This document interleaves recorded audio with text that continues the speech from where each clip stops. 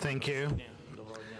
Good afternoon, dear guests, dear journalists, and thank you for this opportunity to have a conversation. I wish good health to all of you. It's not the high time to congratulate everyone with the feasts still. Today is the Easter, and even the aggression of the Russian Federation won't prevent us from canceling this holiday. That's why I would like to wish all of you and all of the citizens of Ukraine, I would like to wish peace and victory, and we will have a victory. And today we have a meeting in a very interesting format. The press service reported that there are a lot of requests, hundreds and thousands of requests for interviews, and unfortunately I won't be able to find the time to talk to every one of you separately. But maybe after the victory, we'll have more time for interviews, for conversations. Now the time is very precious for our country, so I'm ready to have this press conference. So yours the questions and ours the answers. So let's start. So colleagues, please raise your tables. Luke, Guardian, please. But wait for the microphone, please. Everybody, wait for the microphone. Okay. Thank you, Mr. President. We've recently seen rather strange photos from Moscow of Russia's President Vladimir Putin holding the table. Can you explain why President Putin invaded Ukraine? Is he ill? Is he mad? Or is there some other reason?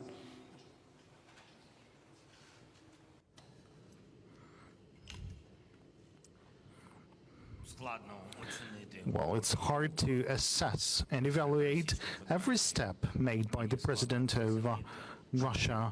It's hard for me to tell why is he grasping the table or the armchair for the past years.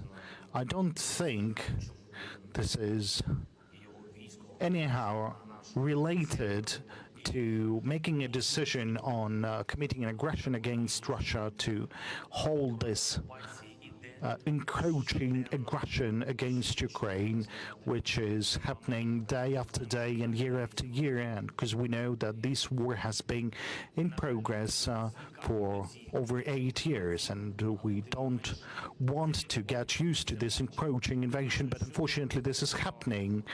And thinking on the impact, I think it is an impact on Ukraine, and Russian Federation has always wanted to have something like this happening, and frankly speaking, we are repelling this sort of impact or attempt of influencing our country, and we are succeeding. And since the very beginning of our independence, it was only the people of Ukraine who dreamed of this independence. For us it was important, for the civilized world it was important, and we can see that based on the support that we are receiving from the friendly nations. Still, the Russian Federation, both at the level of authorities and the level of people, because of the informational policy, and a lot of the society in Russia do not consider Ukraine as an independent country. Well, they don't think that our people have the right to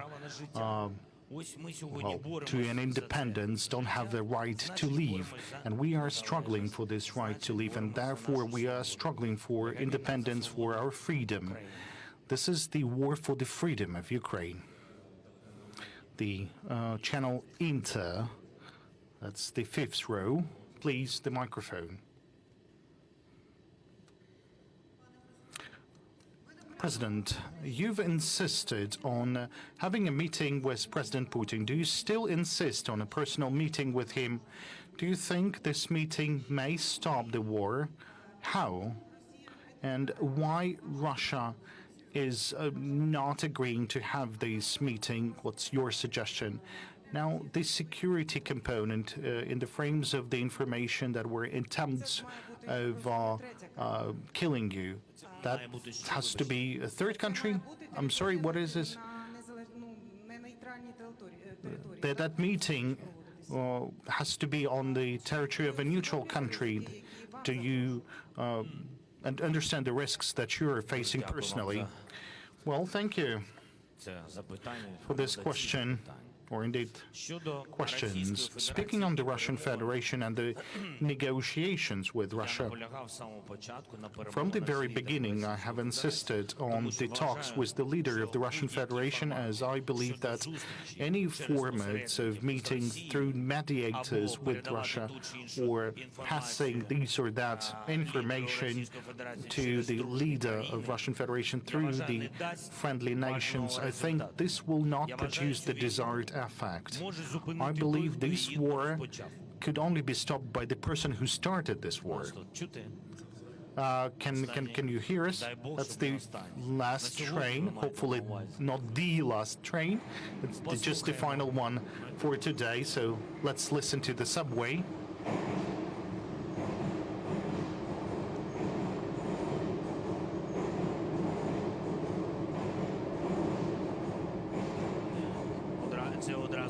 So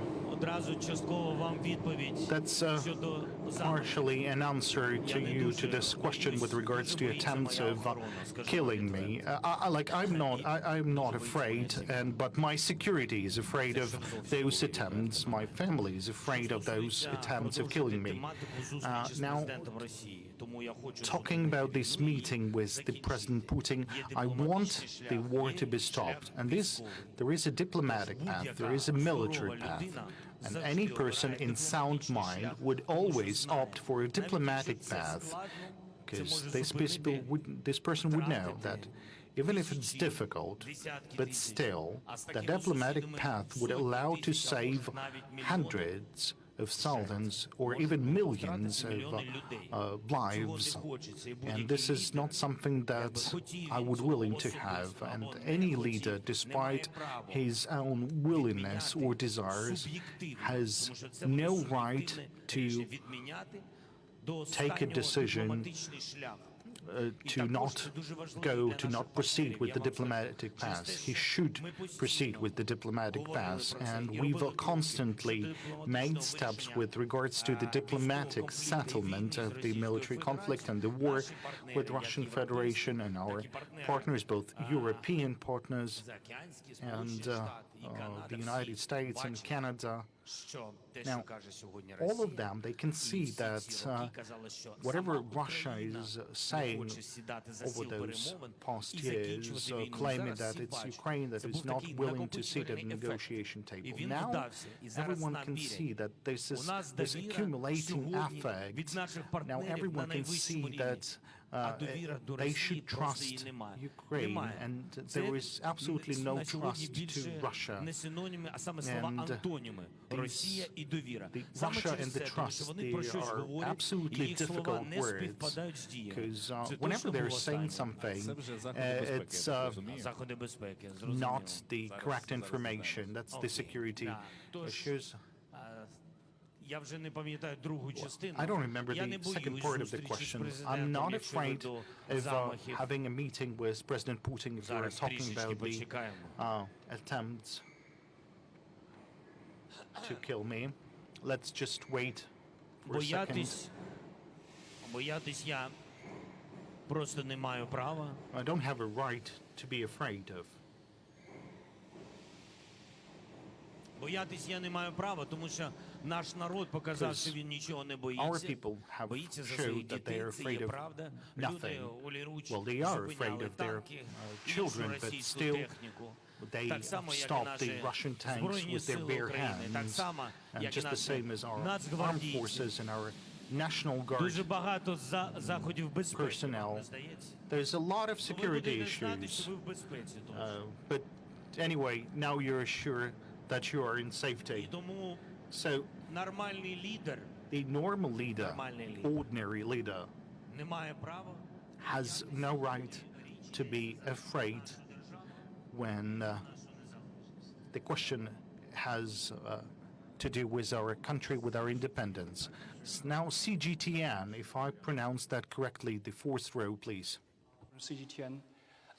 So, Mr. President, you've reiterated your readiness for peace talks with Russia. We know that UN Secretary General Antonio Guterres is visiting Moscow and Kyiv. We also noticed some reports talking about the US and its allies have centered on the weapons, how to ship the weapons to your country. But at the same time, we know that Moscow thinks that your continuous appeal for military support from NATO countries would not be helpful for the negotiations. Can you comment on that? Thanks.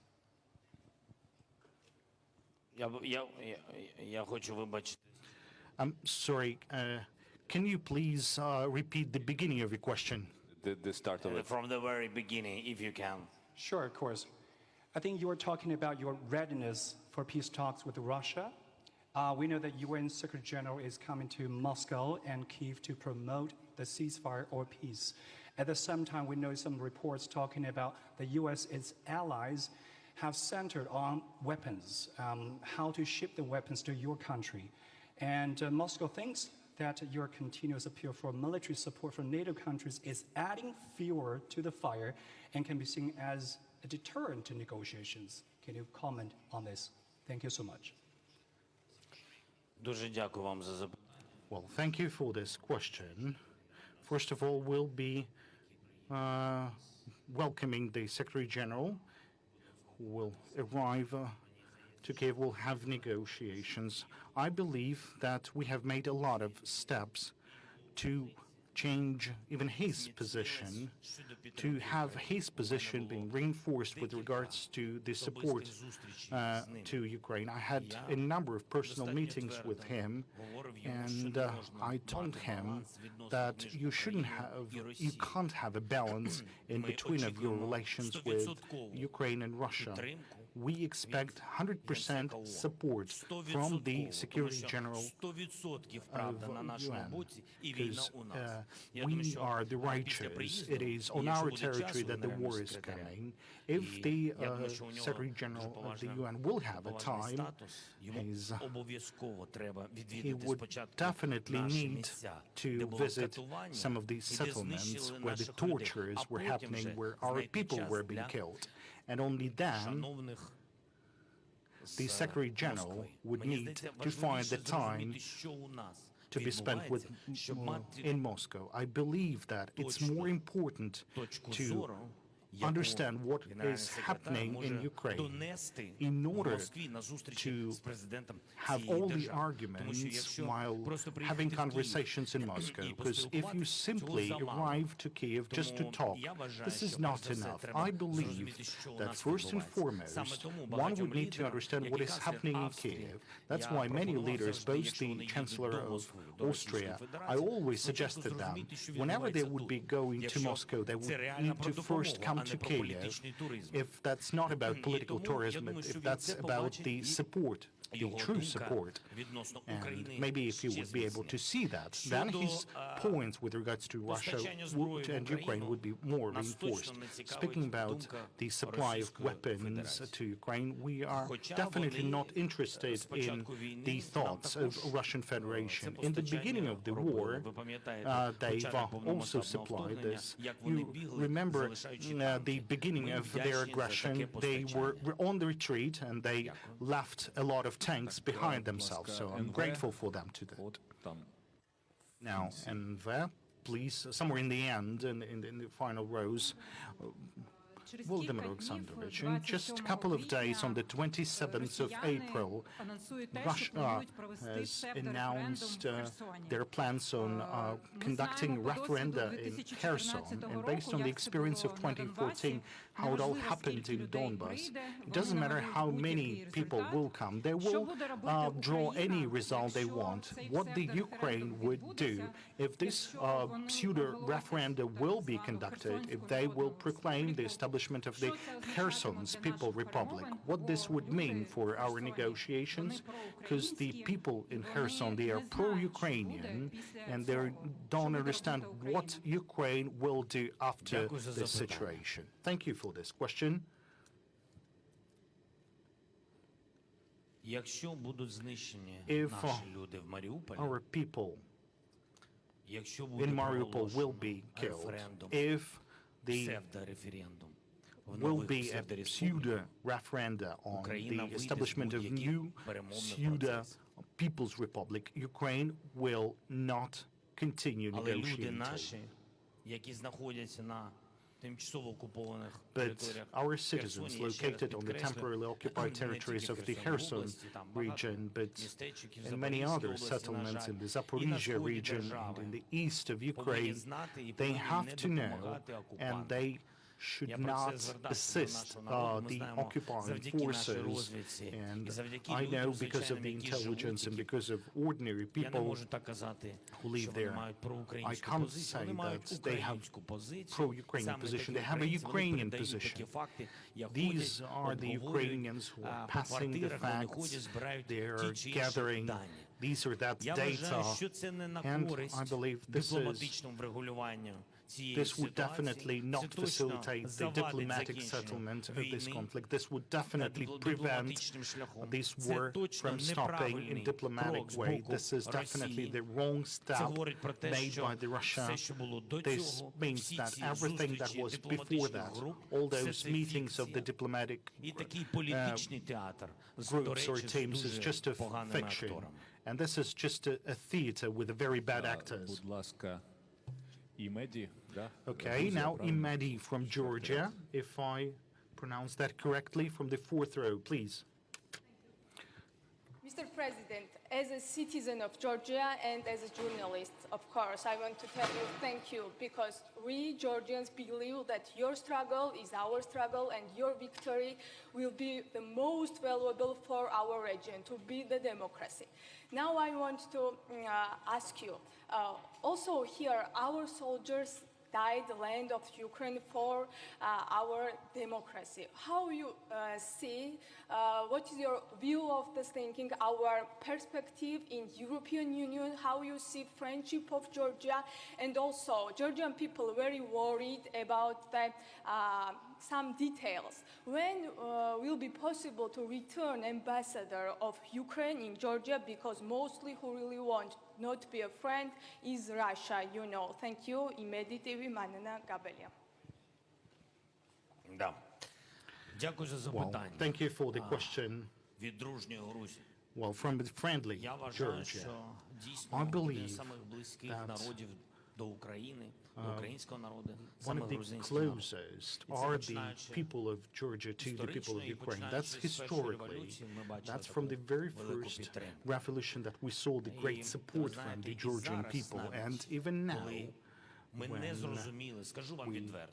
didn't І в understand, and принципі, frankly speaking, я можу бути відвертим and I з, believe that I can be з talking грузинами, frank тому що ми дійсно братські to the народи. Georgians because we are truly І я дійсно brothering не розумію people, brothering позицію nations, and I людей truly don't вашої держави. understand the positions Да, я the не position of the розумію, і leaders тому я of так your country. боляче I do not understand це this position. сприймаю. It was І я вважаю, something що це того не варто. that те, на felt що вони very йдуть. painful, and Запровадження what цих they're санкцій – це doing is копійки not worth it. в I mean, історії not двох imposing the держав, sanctions. These are just В історії такого minor сусідства, незважаючи issues. на кількість кілометрів, ми Despite сусіди. the Ми набагато kilometers, the ближче, distance in ніж between ми of з us, Росією. Ви we бачите, are у close нас з Росією neighbors. We are війна. closer І ми точно не than хочемо жодних with конфліктів з Russia, Грузією. І and we don't впевнений, want що to have їх any conflicts ніколи with не буде. Georgia. And І як I'm Грузія sure and вийшла confident there зараз, will never як be вона conflicts in вийшла between на our вулиці, nations. And when як вийшов Georgian весь people went Тбілісі on their streets, when the whole people of Tbilisi went on the streets, when I called, when your people called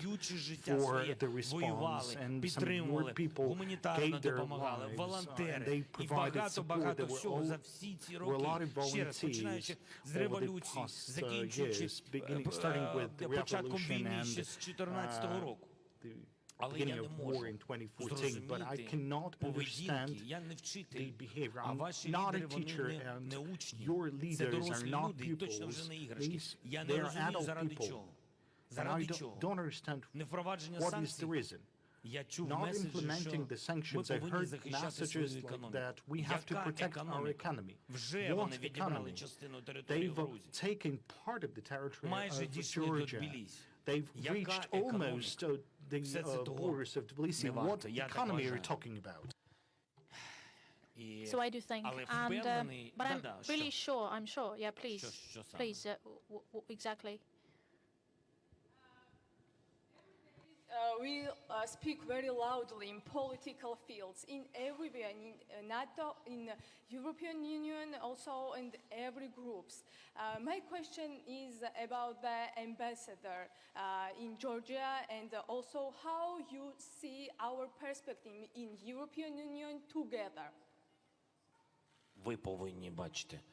You must see your own perspective in the European Union. You must see it, observe it. I know that people want, they do want. But this is life. I'm pretty sure that you will be there in the European Union, a part of the family, or in the NATO, where you want to. It's your decision. It's up to you. And Ukraine will always respect your choice. Always. I can tell it clearly for behalf of all of us. But your answers are inside your country. That's how it seems to me. Speaking about the returning the ambassador, well,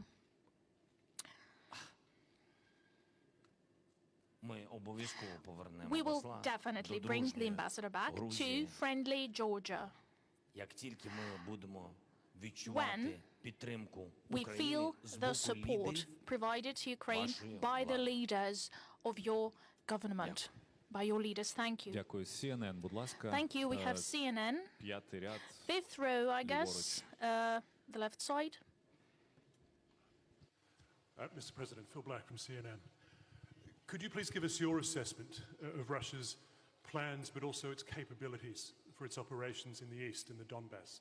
Will Russia, or perhaps more importantly, can Russia launch a large-scale push to break through your defensive lines, or is this looming as a slower, longer, grinding military operation? And secondly, do you believe your allies are finally getting the message? Are they sending you the heavy weapons you need? Thank you. Thank you. Thank you so much. First of all, I'd like to give you an example of Kyiv, yes, and Kyiv region. Let's use it as an example, which had been occupied, and they almost reached Kyiv, the very brink of Kyiv. We had so many battles close to Kyiv, but we deoccupied the territory, we freed the territory. My position, my personal position, my human position, and position of a president, everything that they will try to break, and if they, God forbid, occupy something, we'll bring it back. It will be not a matter of 10 years or 20 years, not a war like we have it starting from 2014. We have this war for 8 years. Concerning the armament, if we have it, if we have enough of it, we will return it immediately. We will take our territories back immediately, the temporarily occupied ones. This is the war that we have right now in Ukraine. This is the situation in the eastern regions, in Kharkiv region. Every day we can unfortunately give, due to the capacity of certain Russian groups, we can give a piece of territory, but during the night time, on the next day, we bring it back, small towns, small villages, and we move forward. We don't move forward in the places where we can't, where we simply have no support that we talk about. We've been talking so long about this support, and we talk about this support in public for quite a long time. We present it everywhere. And with non-public channels, just to be frank, we also use the non-public channels. I'm speaking frankly, but we see the change. We see this change regarding our Western partners. We can see the shift. Especially, I can see the change in the speed of response, especially the US response. And if this speed will grow, just like they promise us, if they do it like they promise, if their steps will coincide the words like any decent person should, then yes. And for any leader, that's important to be a decent person. And then we will do it faster. We will free our territories in eastern regions. At any moment, something may happen like you mentioned. For example, in Mariupol right now, at this specific moment, at this second, they're under siege. It's one of the hardest days today. The preparation, they shoot from the sea. We have the shell fire on the land, everywhere, tanks, artillery systems, everything they can use, jets. I had the last message, like they want to prepare such. An hour ago, I got the last message from the guys who stay there. I know what they are planning to do. I know, but when we will be able to go there, we will be there. But so far, we offer again, like any civilized person should, we offer the humanitarian solution, purely humanitarian solution for this issue. Exchange. We offer to exchange civilians in Mariupol, take them back. To exchange for injured people, for wounded. We don't offer the deceased. Unfortunately, we have people who died there, but they left their people. They left Russians there, but we want to bring our killed people out of there. We don't want to leave our people. And of course, exchange of military protecting Mariupol. We are ready for it as well. We offered that. And why, for example, why I had this very sharp response provided at the press conference, like the Russia told something like the ball is on your side, or something like the sentence. This is not true. Again, I want to underline, we offered any kind of format of exchange to get our people out of there. Staying in this hell, in this monstrous situation, is such a bloody, in a sea of blood. And and when the president of Russian Federation recently, I was shown his message, like he gives a conference that the only fortress left, but we will not attack. And after this, in 2 hours, an air raid. Oh. So the question is, it's about pragmatic dialogue. It's not about trust, it's pragmatic dialogue. Thank you, thank you. RBK, the third row, please. I'm presenting RBK Ukraine. So, Mr. President, I have 2 questions. First is more precise. Well, concerning the aggressor's requirements and demands. So, up to now, at this moment, what are the key requests? What they want to get? Like, okay, recognizing these fake entities at Donbass, whatever, maybe they already refused from something during the hostilities because they failed humanitarian issues or language, what they call like denazification. I don't know what that is actually. What is the pool of requests and requirements? The second is more general question. Regardless of how the events take place, like let's say within the nearest days or weeks, you as a president, how do you think? Are Ukrainian people ready to live in years or decades in this state like the Israeli people live? A militarist country where children have their algebra lesson, then they study how to handle the rifle, so where everyone have to actually take a couple of years of military service. Are Ukrainians ready to exist like this? As we have this threat from the Russian Federation. Sorry for that long question. I'll start from the second part. Thank you. So look, this is not an issue of are you ready or not. I think all Ukrainians, especially all of those who are in the country, who are staying right now physically, I'm not mentioning women and children who left.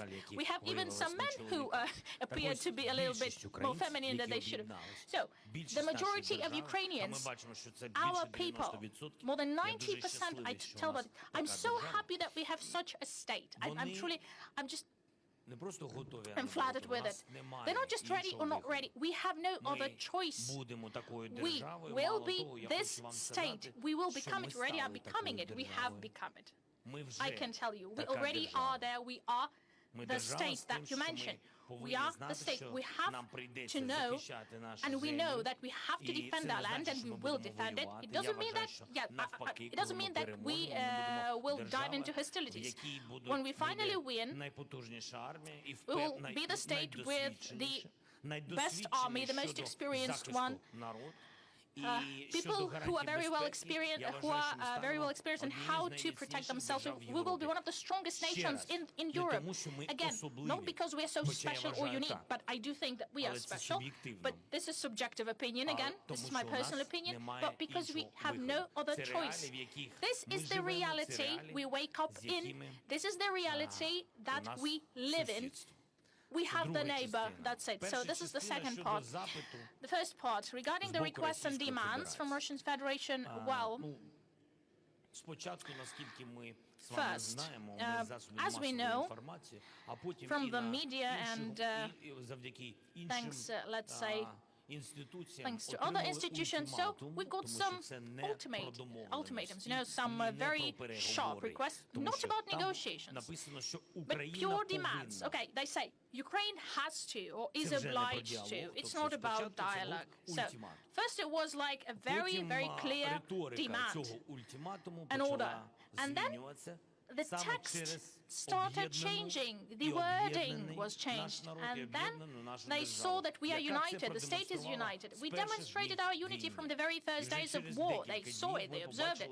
And in a couple of days we saw that this ultimate request, like, we saw this in their messages from Russian Federation. Some pieces vanished out of that. Then the negotiations of the subgroups started, and then they reached, we all know what they managed to reach. So there was a note prepared in Turkey, and as far as I know, Russian Federation first positively responded to that note, to that document, and then inside the country it was heavily criticized because it appeared to be that not only the government, well, the government actually brainwashed their people. The government didn't expect to get that kind of critique, because they have such a hatred to Ukraine, not just within the government, not just the leaders, but they nurtured their people to hate us. They made their people hating us thanks to fully controlled by Kremlin, media fully controlled by Kremlin. And they were surprised so much later of how strong the hatred is to Ukrainians inside the Russian Federation. And I know that they provided certain messages, like the answers to our notes, to our documents, to our requests, and with these answers, our subgroups, they do work with it. Just to give a brief answer to your question, I do think that the most urgent issue is, of course, the guarantee of security and neutrality, the Donbass destiny and Crimea, of course. No more issues are there. No more issues exist. So everything else is purely just, it's just purely political. Thank you. IBC News, and like the very end, next to the central aisle, please. Thank you for taking my question. My name is Marcus Moore. I'm with ABC News out of the United States. And you mentioned your openness to meeting with Vladimir Putin. If you could speak to him right now, what would you tell him? And my second question, in reference to the military aid that you're getting from the United States, are you pleased with the equipment that you are getting, not only for the short term, but for the long term if this conflict drags on? Thank you. Again, I want to tell how grateful we are, a profound gratitude. We are grateful for the support provided by two chambers and American chambers. We even get more than maybe. Well, we can't say no to anything we are provided. We speak about the best military support, and this is American support and British support. We have many other friends, European friends, but of course we recognize fully цієї speak about the допомоги. scope Тому я їм of this вдячний. aid, and Мало I'm того, fully grateful for it. Сполучені Штати Америки є Also, лідерами у світі, тому вони USA are the leaders. задають цей темп. This is the country who is a leader, and they set the tone. They actually set the tone for any negotiation, and they set the tone for this dynamics of support. And they affect quite often. If any European country can provide armament, they actually can change the situation. This is a very important strategic partner, and I do believe in this strategic partnership. But I really want everything to go faster, to move faster. Concerning the politics, yes, they do support us. And personally, well, I will not reveal a big secret. I don't know if anybody knows. Well, tomorrow we are about to have some American people here. The Minister of Defense will be here, and the State Secretary of the United States of America, Mr. Blinken. I'll have a meeting with her, and they actually about to arrive. So we'll expect. І президенту Сполучених Штатів we are waiting for the security situation to allow Mr. Biden to come as well, just to support Ukrainian people. Tomorrow we will have this conversation, and we'll talk about that armament list that we need, about the equipment that we need, and the terms of provision. Again, I want to underline, as I think, the last week signals, the messages from the last week, you know, these steps, the terms, the amount, the scope. I speak about military equipment and armament from the United States. It's improving, and it has improved. I'm so grateful for it. And this is something that we really expect to get, something that we want. We really want to have, of course, we have wonderful soldiers, but we want to have this heavy armament and strong armament. Azerbaijani journalist, please, the second row, please take a microphone. So, Azerbaijan Baku TV agency report. How would you evaluate the mediation of Turkey, the role of Turkey as a mediator in this process, in the negotiation process? And again, how do you evaluate the role of Azerbaijan in this situation, in this war? And before the war, your military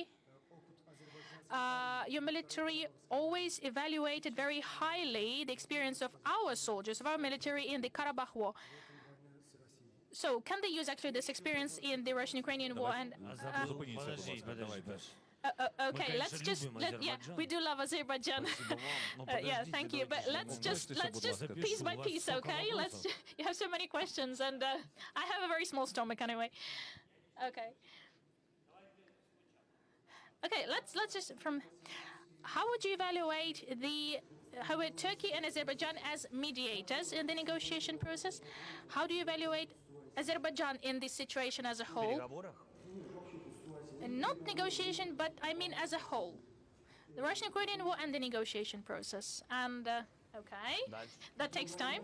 So, before the war, your military highly appreciated the experience of Azerbaijani army during the Second Karabakh war. And now your army actually... Does your army use our experience while fighting with Russia?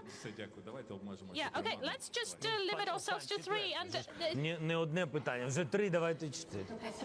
Okay, the very last one.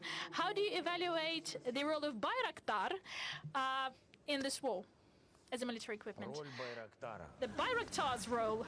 Okay. У вас интересные вопросы. You have very interesting questions, you know, very intriguing questions, I'd say. Спасибо за Thank you. Thank you so much for the questions. Значит, I'll do it like that. как я оцениваю So how do I evaluate the mission of Turkey and Azerbaijan and their role in the negotiation process? Well, скажу честно, I'd be very frank. The dialogue with both presidents regarding the mediation. Well, I had these dialogues with both of them. I had several, you know, moments. We have very good relations with Turkey and Azerbaijan both. I would separate this a little bit because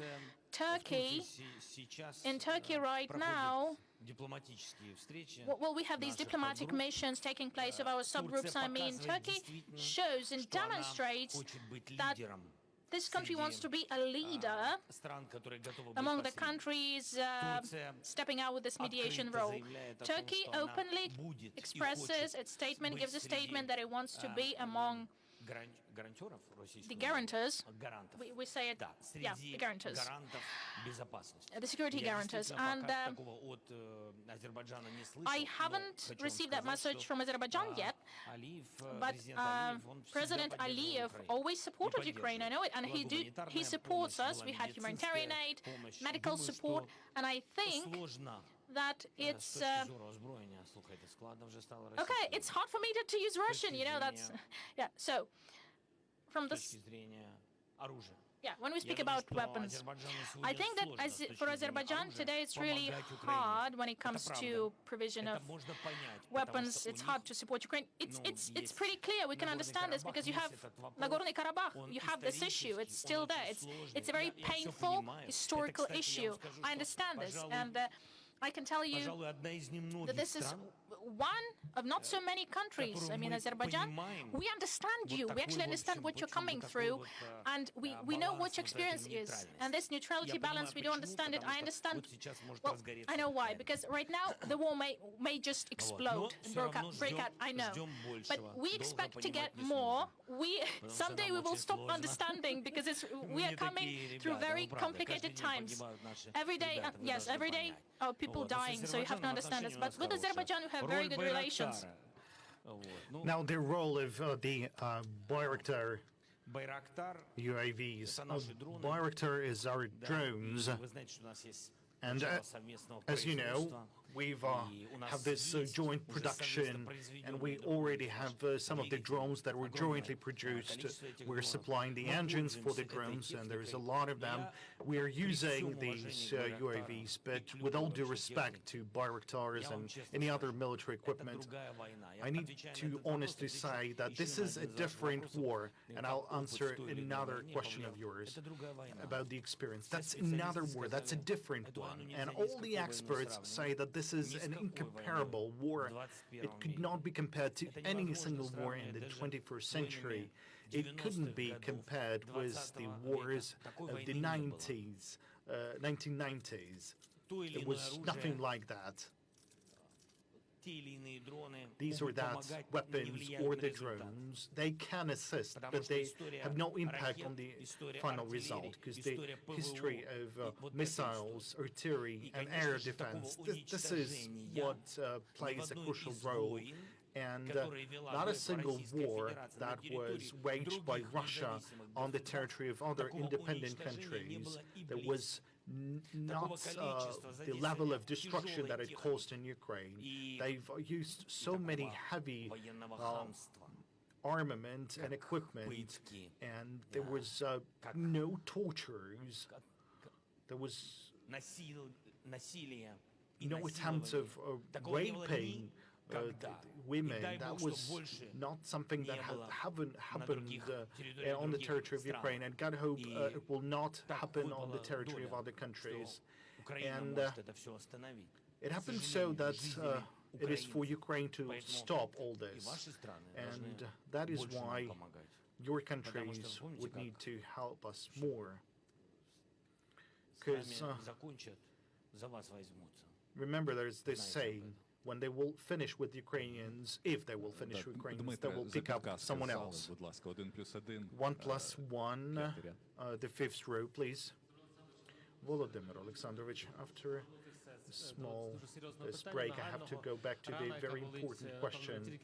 I'm sure that it's very painful to hear that the situation around the city of Mariupol, we've all seen the video from the basements of Azov Steel, where the children have stayed underground for 55 days. They are running out of food. The authorities considering a way of a military deblocking of the city. Is there any deadline? Because the people located in the Azov Steel, they're running out of weapons, ammunition, and food. So, as the Supreme Commander-in-Chief of the country, what would you be able to respond to that? Look, I'm not ready to tell you everything that I'm talking to them as the president is the commander-in-chief, and we have direct contact with the people on the ground. And I can tell you, these are our cities, these are our citizens. That's why we have all the rights, all the moral right to use military efforts to deblock our cities. And we have high hope that we will be able to do that. Whether we are ready to do that now, no. Do not trust anyone about the military deblocking of Mariupol. We're not preparing that at this moment. And those soldiers that are defending that part of the Mariupol city, the Azov Steel, who are blocked in there, the leaders, the commanders, they clearly understand this. That's a reality. Можемо далі. Да, будь ласка, Sky News. Sky News, please, of the fourth row.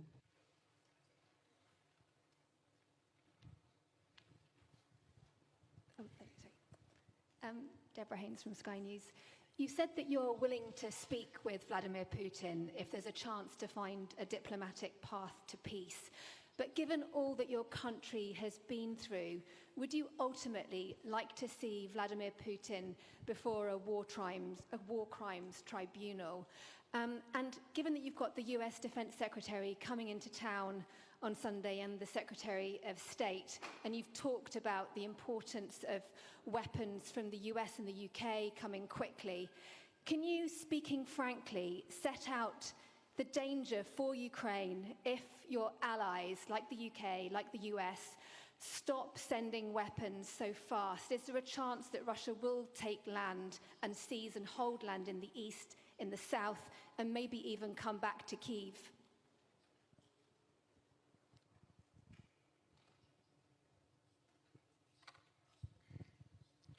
Щодо зустрічі з президентом Російської Федерації, сказав, я хочу, я не хочу, я мушу. Я мушу зустрічатись з президентом, якщо ми плануємо в дипломатичному шляху вирішити це питання. Щодо того, чи я хочу, щоб всі визнали, що пристав лідер Росії, я вважаю, що ми хочу, а всі точно пристануть перед трибуналом, перед судом, всі, хто віддавав ці накази, накази щодо знищення людей, дітей, всіх. Це точно, я в цьому впевнений, я в це вірю. Ми знаємо, як іде міжнародний процес, як іде міжнародний суд, як це буває. Це буває роки. Ми почекаємо. Ми почекаємо. А якщо такі, як я, не дочекаються, то наші діти точно дочекаються. Повірте, я впевнений, що буде останній цвях wait for that, will face it. That will be a final nail in the policy of that country. Speaking about look, I'm not considering an option that our partners would not be providing us the weapons that they've promised about. This is not something that I'm considering. There is no alternative. We will not give them this opportunity. We don't have other chances but to liberate our territories. There is no other option. There would be no state of Ukraine. There would be no people of Ukraine. Everything will be burned down. That's the alternative. And I do not consider such alternative. Дякую. Будь ласка, ТВП, так? ТВП. В самому кінці ліворуч. In the very end to the left.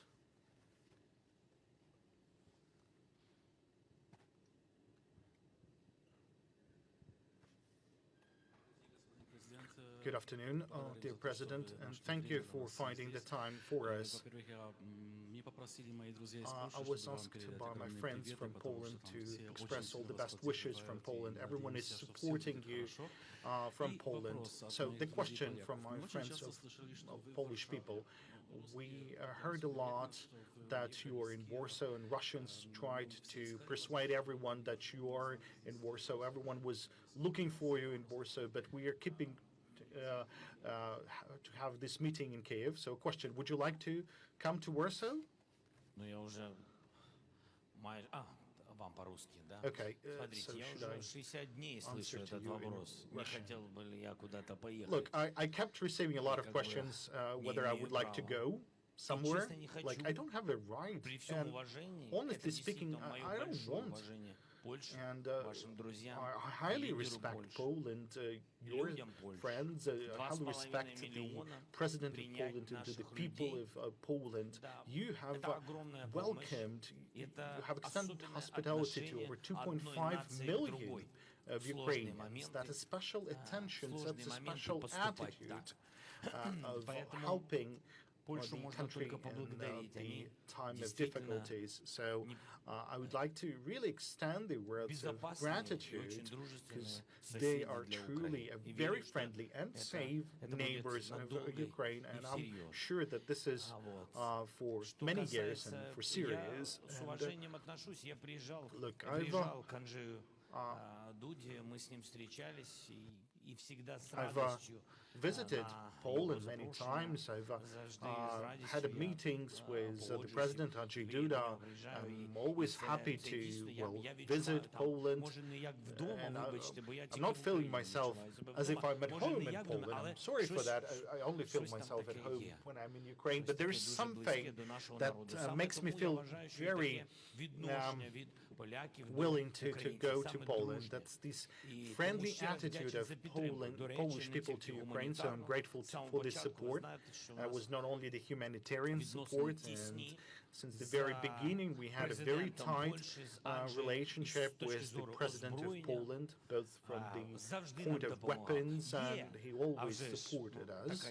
Well, of course, a person like that, I cannot just say words of gratitude. I have to say something more, but there is always there is one thing that still raises in the air. There's this issue with the aircraft, but considering what Poland has already done for us, that's nothing, really. I'm sure that until the war is in progress, I simply don't have the right to go to Poland. Republic India, that's in the center, please. India, mention about the New World Order. Mr. President, do you believe that the world order has changed? In the face of this kind of aggression, do you believe a new alliance of countries is needed? And just wanted to ask you, like, what is it that you as the president of this country is expecting from the Asian countries? And was there any point in time in the first phase of the war that you felt let down by the Western partners? Thank you.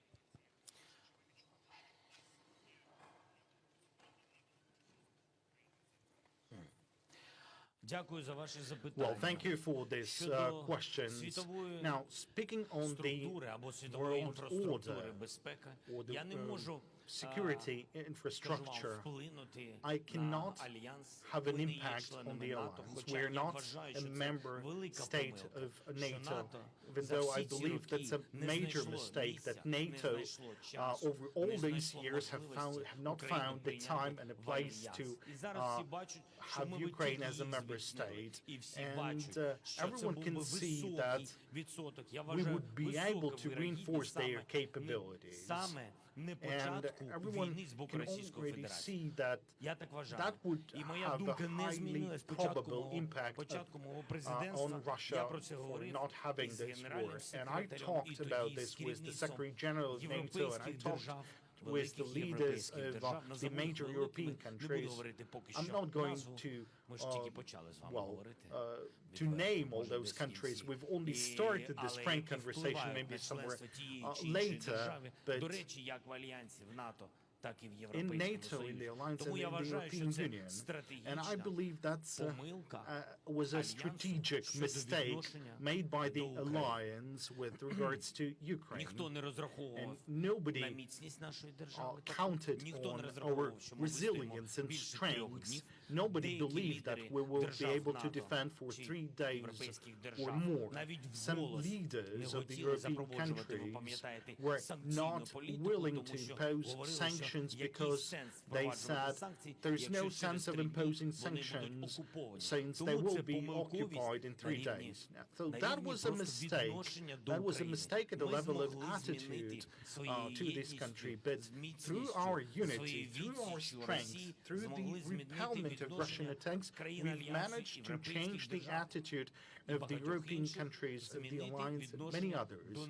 We've managed to change their attitude to us. And I want the Asian countries, I want them to change their attitude to Ukraine just the same. Whether I feel that they changed it, no. Whether they've truly changed it, well, people of those countries have truly changed their attitude. They know us. And I feel that the leaders of those countries are coming close to the change of their position. And historically, they were very close to the Soviet Union. And that's why historically, after the disbandment of the Soviet Union, they remained close to the Russian Federation as the inheritance of the Soviet Union and the largest country of the former Soviet Union. So they had this tight relationship, but Ukraine had them rethink that. And that's a great achievement of our country, but it's already an achievement of their leaders as they're listening to us. And it's a very difficult task. Both the Asian culture and the African culture, they were close to the Soviet Union culture, really. But there is an end to many things, and that's a partial answer to your first question with regards to the global security infrastructure. Now, all the leaders of the countries in Asia and Africa, they can see that not a single country can be allowed to violate the global order. You cannot take the territory of other countries. You cannot impose your own rules on the other countries and on the other continents. This could not be allowed. Now everyone is afraid of that. Now look at the challenge. Look at the challenge to the Asia, to the Arabic country about this blocking of supply of grain, barley, corn from Ukraine. I mean, we were the leading exporter of those of the agricultural products. 20 million tons, that's more than enough to support the Ukrainian market. And then there's 90 million of tons. This is something that is not being supplied to the other countries.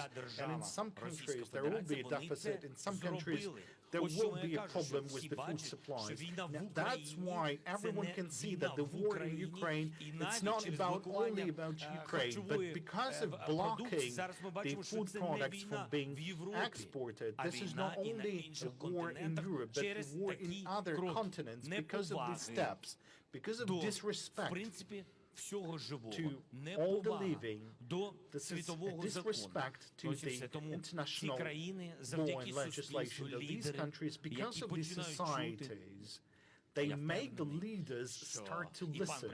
I'm sure that Prime Minister Modi, and I had a meeting with him once, and we had several conversations with him on the environmental forum, and I think I met him in Glasgow, and then we had a number of conversations over the phone, I think 2 conversations, and I truly feel that the people and the leaders, and I believe he is a true leader of the largest democratic country in the world,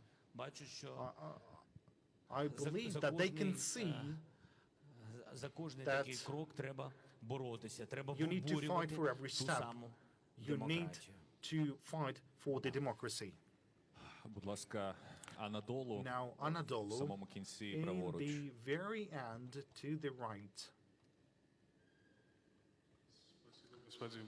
Thank you, Mr. President. What do you think?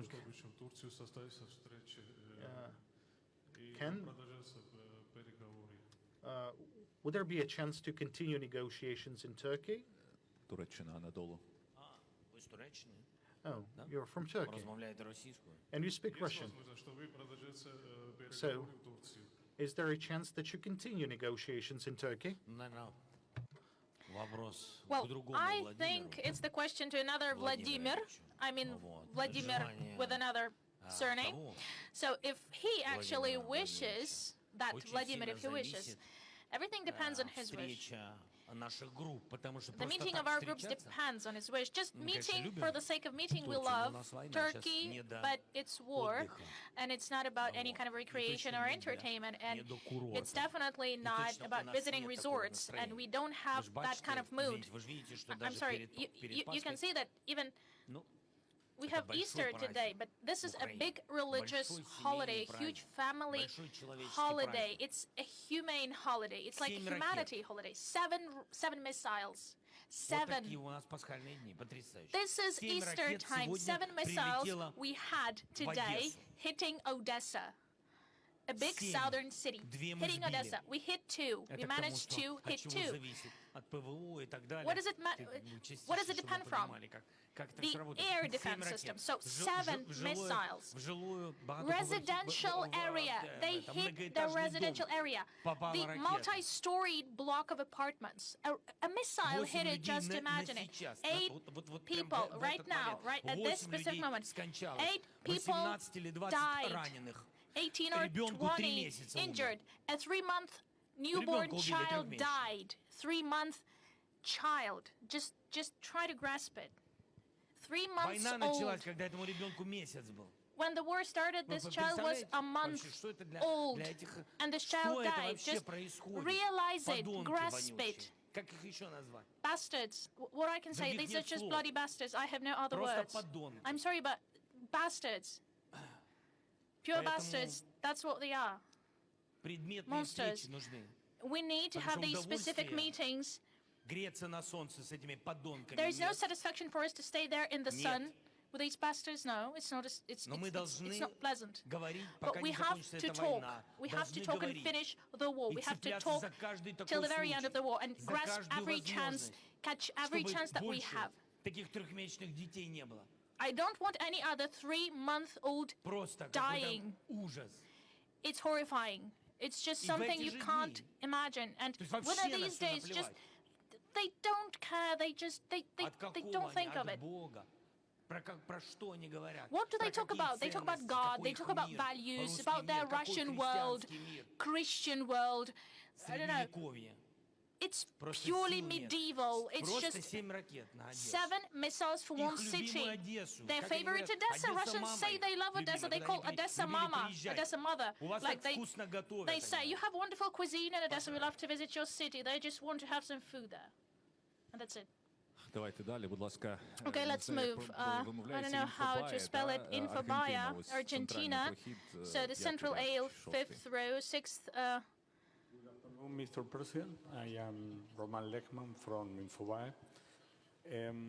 Have you talked with Pope Francis, and what do you think about his role in the conflict? Thank you, Mr. President. Дуже дякую. Thank you. Thank you. We are grateful in general. We are grateful to Vatican. You know, when Pope Francis actually prays and gives statements, and everywhere he announces, and he not just during the special days, during the holidays, he always condemns Russian aggression. He stands against it, and I'm so grateful for this position. I met him personally. We had these talks with him, and at that moment I had a chance to tell him one story. It was a story about one of our military officers. It was Markiv. He helped us, and we brought our soldier back. We have to fight for each person. This is my rule, my personal rule of life. This is my motto. Fight for everyone. And I really wanted him to come from the very beginning. I just wanted him to support our people in eastern regions. I really wanted him to try to deblock the humanitarian corridors to Mariupol. That was the request that we gave him. We just wanted him to help us. And certain signals are there, but it's still early to say, but we expect to get him. We expect, of course. He has the mission. He has the mission from the God. He has a trust. He's entrusted by so many people. And I think it's important, I'm just sorry for using this word towards Vatican, but Ukraine has no choice. We have war. So we have to use, I'm sorry again for this word, I apologize, but we have to use. Завдяки миру можемо дозволити собі. Тому нам треба We have to використовувати use everything we будь-яку can таку use. поважну We have людину, to яка має use and вплив involve щодо припинення війни, any respectable and any high position person. We just need to get at least the ceasefire, the actual ceasefire, stable ceasefire. на півдні нашої держави і на сході, хоча б для того, щоб обміняти людей. Just to ensure that exchange of people is taking place. So we refer to everyone, to Vatican as well. Дякую. Телеканал Рада. Thank you. Rada channel in the right. Okay. So good evening, Mr. Zelensky. So we very carefully observe what the government is doing, and you announced that you created a national council, established a national council on Ukraine's refusal. What are the functions and authorities are there within this entity? Do you have any kind of list of people who will become the members of this national council? Representatives of government or the presidential office, who those will be? Thank you for the question. So it's a newly established entity, newly established institution, this council, and we have a list already of government representatives, also people from the office. Yes, I think this is not an exhaustive list. It will be extended. Why? Regarding the restoration and recovery of the country, the Ukrainian recovery program itself, it's established by us. I gave the details to European Union authorities about this program. Ursula von der Leyen supports this program completely. Charles Michel supports it as well. I'll just tell about relations and later about the content. Apart from that, we also initiated these bilateral negotiations on Ukrainian recovery with the leaders of other countries like the Great Britain, Sweden, Spain, a couple of others. For example, the Great Britain already confirmed the support provided for this program. Also, Sweden said yes to involve. This is a separate leadership, like this is a program to ensure the leadership for a specific region. For Ukrainian budget, it's impossible to help any city or region recover. I just really want our partners to help us to restore the country. But it's not just an issue of funds, it's not just about money. It's about the patronage, taking care of like any town or city. So what is patronage? What do I mean? What is this format about? It's not about just providing money, but providing experts. For example, we're interested in finance experts, architects, artists. Like there are so many professions and so many people who will come to Ukraine and help us to rebuild. And each country will get its own region. Like, for example, with the Great Britain, we've actually, with Mr. Johnson, he agreed actually to become a patron of the Kyiv region, let's say in his country. With Sweden, we also negotiated. They would take Mykolaiv and Mykolaiv region to take care of, and step by step, we will actually distribute it. So, as my colleagues said, and colleagues from European Union, it's a very smart idea, they said. Why? Because we decided, it would be better to say people decided, and we just have to implement this. Ukraine is paving the way to European Union membership, and I do think that this way will do it faster if European Union countries will be united or joined under this umbrella, under this project. Each country will get an opportunity to help any region recover, and they will get the feeling of doing something truly important, helping the state to rebuild. And this will be a contribution in Ukrainian victory as well. And this will be a great contribution to the victory of democracy at European continent. So far it looks like this, and some specific details about the funds, the plans. Each region will present a plan for city and a plan for the region. And I do think that this project does have a great future. And I do think that all of us will definitely take part in that project. We will be the participants. We just need to find our own words. Well, it's not be like, I don't know how to call it. After when you finish your work, how you can start helping your city. Okay, let's the big cleaning, a big recovery. Okay. Antenna TV, if I do pronounce it, Greece, in the very, very rare. Okay, right part of the row. Thank you very much, Mr. President. Christos Mazanidis from Antenna Television Greece. The recent Commander General Rastam Minakayev, if I said that right, told the defense industry meeting that Russia was seeking to win control of a swatch of territory extending to Moldova, Ukraine's southern neighbor. That would cut off Ukraine's access to the Black Sea. What is your understanding? And secondly, I want to ask you, according to the Ukrainian Foreign Ministry, Russian forces have illegally removed thousands of Ukrainian children from Donetsk and Luhansk oblasts to Russia. Do you have any number to give us and more information about this? Thank you. Дуже дякую. На жаль, цифри. Thank you so much. Unfortunately, the figures are tragic. The statistics is horrible.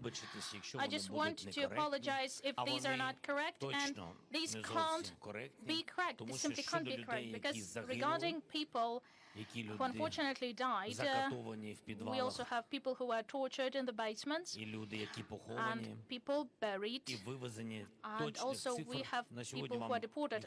Nobody will give you the exact figure. No one. What we have is, we consider this to be approximately 500,000 of people were deported from various occupied parts of our country to the territory of Russian Federation, or partially to occupied East, let's call it. Occupied parts of Donetsk and Luhansk regions, 500,000. We consider this to be the figure. Concerning children, we don't have the number. I just remember one thing. Irina, how many, 5,000 approximately. 5,000. It's something that we had a week ago. I can't tell you the figure as of this day. I can't tell you if this is correct. Not fewer than 5,000. Why is it so tragic? Why my uncertainty is tragic? This can, we can have more. We can have 5,000 or more, unfortunately. And the second part, I just forgot. Yes, they claimed. Yeah, they claimed. I remember they claimed. Every day we have signals. We get signals from Russia, from Russian military leadership, about capturing, about their wish to capture certain territory. We've heard about it for so many times, and the risks. Yes, these risks exist. Yes, they have the wish. Concerning the result, we will see. We will definitely try to protect our territory, and we will protect it. Laseta, if I pronounce it, Italy, first or second row.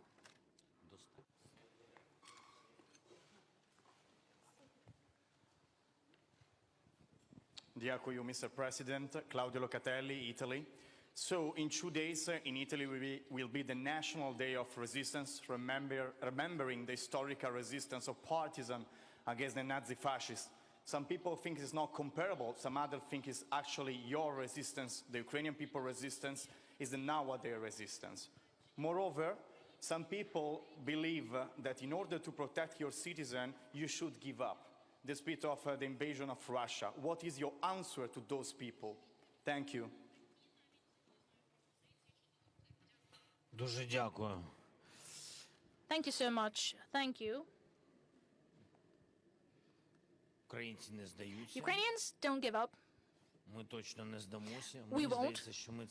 I think that we've already managed to prove it, not just with words or, statements, whatever. We proved it with every single day, every single step, every pain we live, every fight we have against Russian Federation. This is pure, they are Nazi. They killed, they tortured, everything they did to children, you know it. Little children, toddlers, violence against children, children abuse, rapes, everything that happened. It's not just a manifestation. They are Nazi. And historically, their state, in the books and history, they will have the words that nobody invented. People just repeat it in Ukraine and in Europe. It's called racism or racists. Racists. Like fascists, like Nazists, but racists. This is a new word. This is a new word.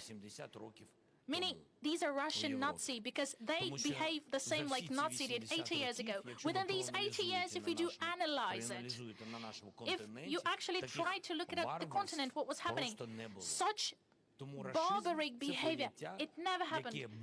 Racism, as we say, this will be there in history books, in Wikipedias or something. This will be carved in stone. This will be something that little children sitting in schools, they will learn, and they will give answers to their teachers what the racism is, when it started, in what country, and who won their freedom back, and who fought against this horrible thing. Thank you. Al Jazeera English. Al Jazeera English, so the central aisle, please. President, Hud Abdel Hamid from Al Jazeera English. We've been talking about the war in the East. Russia now is saying it has territorial ambitions all the way to Transnistria.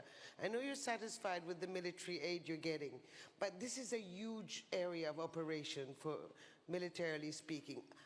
Are you confident that you can tackle that you can avoid another Mariupol somewhere else where civilians and military are besieged?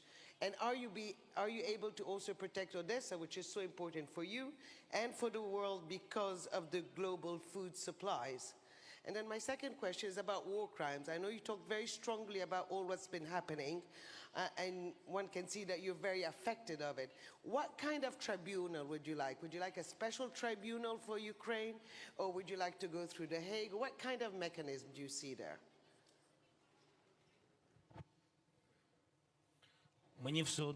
I don't care how we will call the tribunal. I don't care about the name. I really want to get the result. And all of us, the citizens, we want to get the result. So it doesn't matter if there's Hague, or is it Ukraine, or if this is like any other process. Frankly, it's not the name. It's just about the years and people. How many people will get, how many of these people will get a specific number of years of imprisonment? That's what we care of, It's about the second question. Frankly, our prosecutors, our Prosecutor General's office, they work with our European partners. They have very tight cooperation. They have investigative groups, joint groups, and we have some joint processes. I do think there will be an international tribunal. I consider, and we consider, that the result will be there. The process is ongoing. I can see a huge support in this area. And the prosecutor Han actually visited us, and so many other French experts. Recently, they visited us. I had a meeting with Mr. Sanchez, with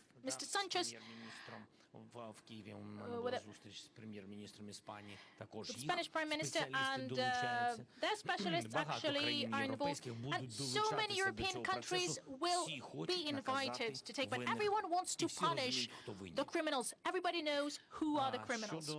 Regarding the Transnistria, so regarding Moldova,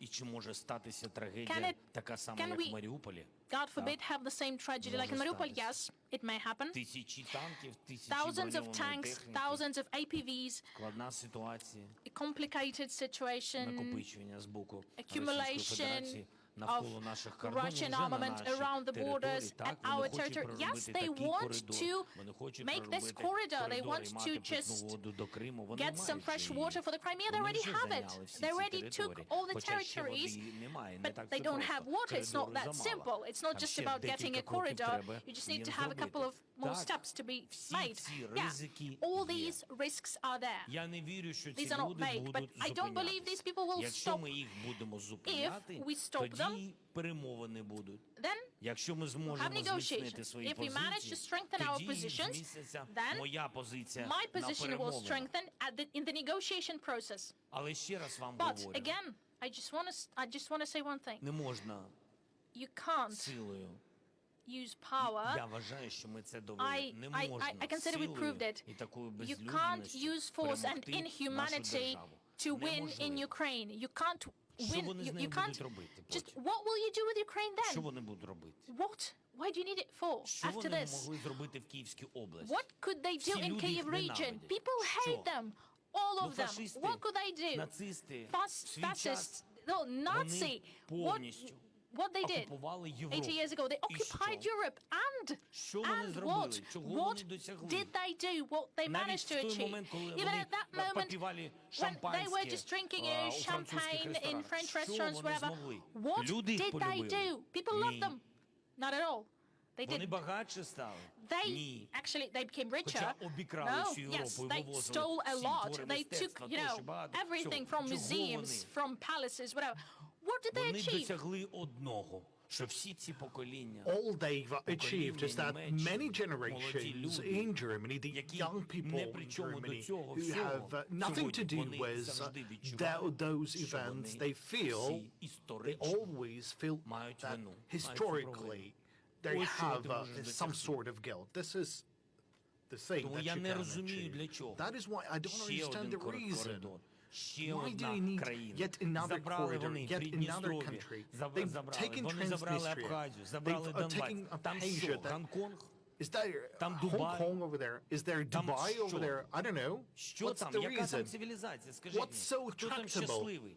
Who's happy in those territories?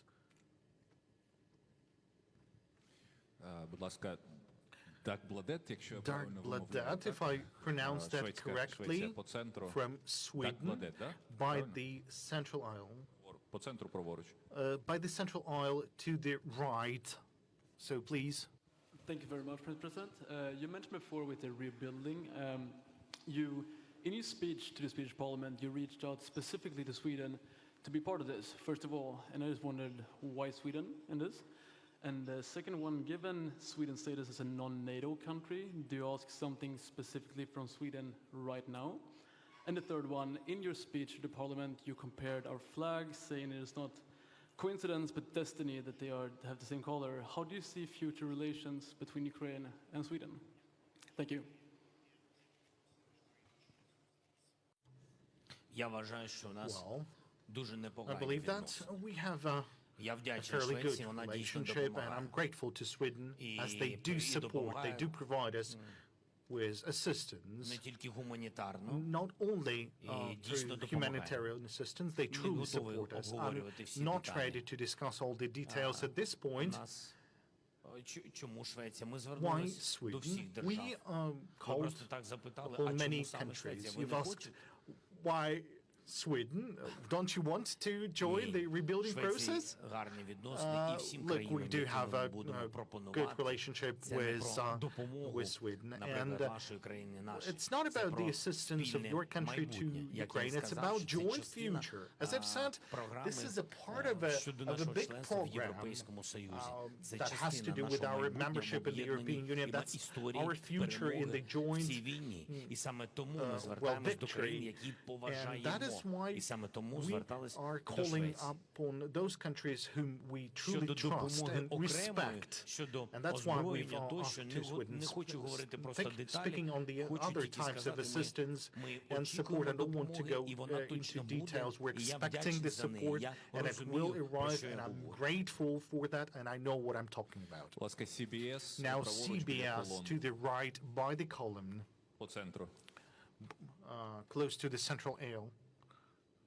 Thank you, Mr. President. Chris Lipsey, CBS News. You've said that the Russian people need to learn their history and be made aware of how much they've made their neighbors suffer. How are they supposed to do that so long as Vladimir Putin is their president? And my second question is, how are you holding up personally?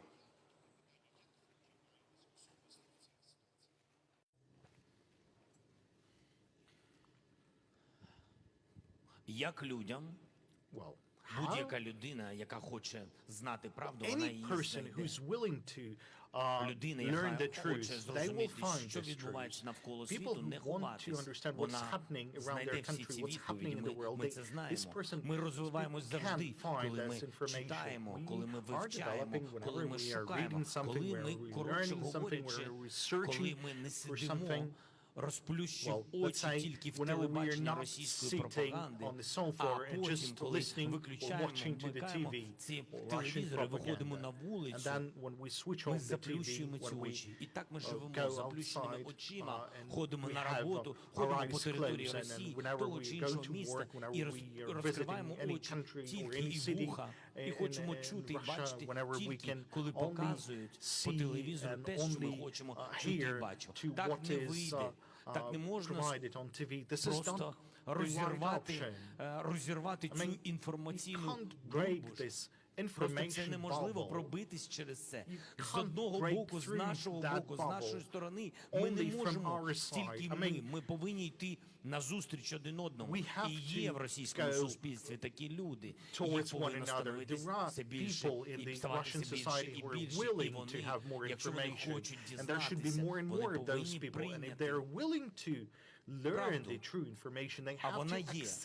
Вони знають, що вони живуть, і у них на вулицях їх міста нікого не вбивають. Вони це бачать.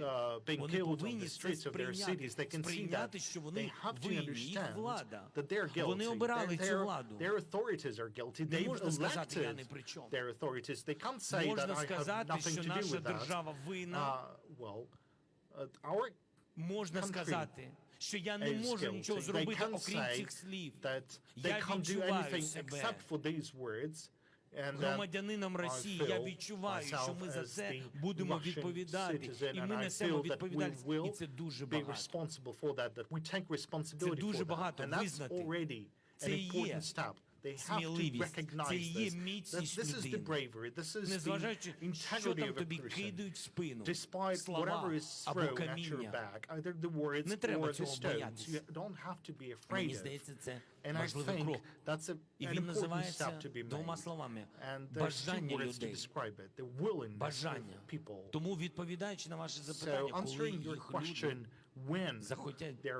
захочуть просто знати правду, а значить вийти з цієї комп'ютерної гри, життя в Російській Федерації. Це комп'ютерна гра, це віртуальність.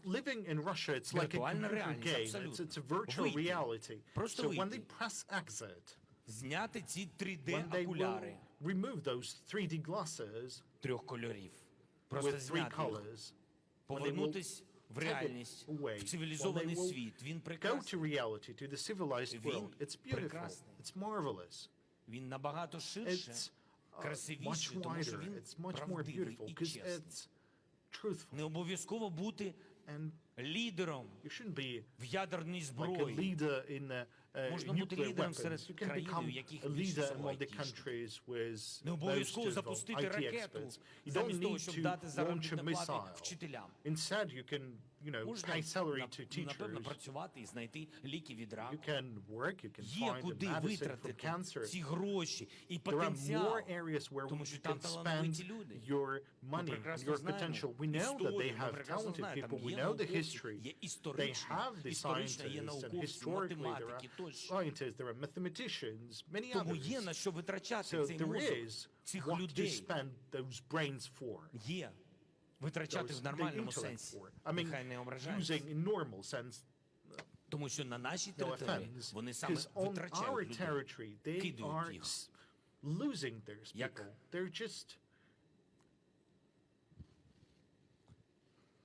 losing them. Давайте далі. Let's continue. Давайте когось із Let's have українців someone телеграфу from бачу. Ukraine, Так, Telegraph, по центру зали, and the ліворуч. central aisle to the left, please. Greetings, President. The Telegraph publication. The Russian oligarch Abramovich has visited Kyiv twice, according to mass media, and he met our representatives. Did you had a meeting with him, and has he have any role in negotiations? Наскільки мені відомо, Well, а according мені to my відомо немало, information, and I have a lot of information, він входить в склад he російської is групи a перемоги. part of the Russian negotiating team. Наскільки мені відомо, And according to він my information, був в Києві. he was in Kyiv, Формат його and the зустрічі format я не of готовий his meetings, обговорювати. this is something that I'm not ready to discuss right now. Дякую, Thank будь you. ласка. Jewish Now, Chronicle, Jewish ось Chronicle, третій ряд. Так. this third row, please.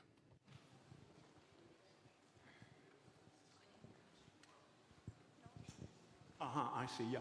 Hi, John Sweeney from the Jewish Chronicle and Taking on Putin podcast. We've all seen and admired Ukraine's heroic fight against what we've just got to call Russian fascism. But President Zelensky, what's your message to the Russian opposition, to the teenagers who go and make demonstrations and get beaten up by the Russian police in Moscow, by the man who took a copy of War and Peace and stood by the Kiev monuments in Red Square, and to Alexei Navalny? What's your message to the good people of Russia who are trying to oppose Vladimir Putin?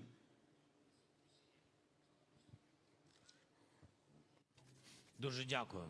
Thank Для нас you. дуже важливий It's сигнал всім important людям, які to протистоять на всіх send територіях all the всіх signal держав. to those people І who Росія не are виключення. Саме до тих opposing людей, які в Росії, the їм ще war. складніше, And, ніж деяких I європейських держав absolutely вийти на confident площу, that тому що на people площі in Moscow, тієї it's чи іншої or in цивілізованої Russia, it's держави very difficult for them тобі to go нічого не on the погрожує. street. Ця Because велика whenever you're підтримка going on для the нас street in any важлива, European але ти countries, точно you будеш should be afraid жити of за anything, because законом. you Ти will знаєш, live by поки the ти не law, порушив закон, and ти будеш unless на you are свободі. violating the law, you І will тому що ти remain розумієш, що a всі рівні free перед person. законом, Nobody щодо will detain людей, you, because які you know виходять that на everyone is equal вулиці, by the law, площі. and В all Російській those people Федерації going їх on those небагато. streets and squares. There's На жаль, not many people небагато. in Але Russia своїми going прикладами out on those вони streets and додають squares, все-таки but енергію в by те, що ми those examples, they все-таки add up вони, the і energy. ми проб'ємо цю інформаційну And they let інформаційну us стіну, про believe that яку we ми will вже be сьогодні able at не certain одного point разу to break не through один that раз information говорили. bubble that Тому we've я recalled їм today я їм several можу times. подякувати. Я So хочу сказати, I що всі can їх кроки say ми бачимо. the words of Всі gratitude to слова them, because we can see важливі. their І words, якщо we щось can see може their пробити ту actions, стіну, and if це саме anything такі can слова. break Слова through that набагато information bubble, that's the больніші words, б'ють. because І the words тому ці hit люди за hard, ґратами. and that's why those people Вони are behind сильніші the за bars. кулі. Такі слова, такі the виходи words на вулиці, are just ці as кроки powerful сильніші, as bullets. тому що якщо вони були слабкіші за зброю, If they would то be їх би не weaker забирали than за the ґрати. weapons, they Їх wouldn't be бояться. imprisoned. Їх бояться. Уявіть People are собі, being ядерна afraid держава of. боїться Look, just саме imagine, свого a ж country with народу, який nuclear виходить weapons навіть is поодинокі afraid виходи of на вулицю. their Тому people ми підтримуємо таких людей. Ми coming їм on the дуже streets. That's вдячні. why we're Я можу supporting їм those people. побажати We're grateful to в тій those people. ситуації. And I can wish them Я можу їм побажати тільки здоров'я, only тому health. що я розумію, що з такими Because людьми I роблять там за understand ґратами. Тому я їм what, бажаю відверто the police or the здоров'я law і enforcement are знати, doing що to вони не them. просто так це зробили. Вони And, свій вклад They've щодо made спасіння their own історії Російської contribution Федерації in the savior of the history of Russia. They've made a contribution in that. Я знаю, що багато японських I журналістів. know that there are a lot of journalists from Japan. So now I'd like to have, if there are any journalists from Japan. Так, Nikkei Asia, да, от бачу тепер, будь ласка, да, ваше Nikkei запитання. Asia, please, now I can see you. You have a chance to ask your question. It's about risk of Putin using a nuke. You, in some interview, talk about we have to prepare for the worst case scenario, Putin used the nuke. What do you think, in what circumstance he's tempted to use nuke? Something like Ukraine repel more Russian occupation, he's cornered, then he's likely to use nuke. And second question is, some kind of concern is because of this war, a lot of countries might tempted to have nuclear weapon. What do you think? What if Ukraine didn't give up nuke at the Budapest memorandum? Do you think this war didn't happen? Do you regret it about it?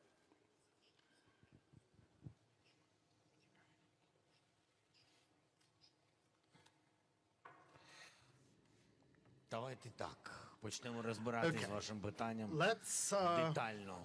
Have a detailed analysis of your question. Let's go step by step. First of all, I don't believe that anyone who's truly an adequate person can use a nuclear weapon. I think it's not that when the person is cornered, but when the person has no relation to reality, when the person is not in sound mind. Otherwise, you cannot justify the use of nuclear weapons. And if the leadership of the Russian Federation or still have at least some sort of connection to reality, they will not use the nuclear weapons. Now, this is also an answer to another part of your question, whether is this something that can happen on the part of Russian Federation? It can. It can happen. Whether I believe in that, well, it's not that I would really like to believe in things like that. But you can see my response to the second part of your question. I'm sure you understand. If we would have a nuclear weapons, of course, Ukraine would never use this. This is something that is utterly impossible because we are an adequate people. Any leader of our country who would be even starting to think like that, I mean, our people would crush him immediately. Our society would crush him. I would be the first one among others to run against that person. The only thing which is injustice is people somewhere deep in their soul, if they're considering they're capable of doing things like that, then there are people who think that there could be others who would be doing things like that. So I think if we would have nuclear weapons, then I think the risks of any aggression on the part of Russia would be reduced to minimum. That's what I believe. That's it. NBC, будь ласка. Now NBC at this center by the aisle.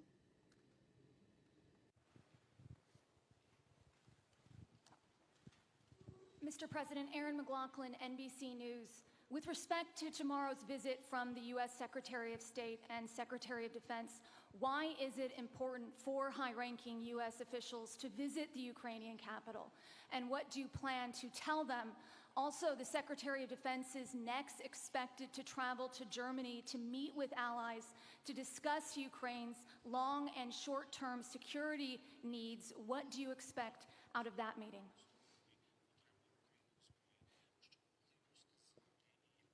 Я другу частину, вибачте, не почув вашого запитання. I couldn't. No, don't take it. I will tell you in English. I mean that the second part of your question, I didn't hear. I didn't hear. Can you repeat, please? The second part. Yeah, the Secretary of Defense is expected to travel, the U.S. Secretary of Defense is expected to then travel to Germany to meet with allies to discuss Ukraine's long-term and short-term security needs. What would you like to see out of that meeting?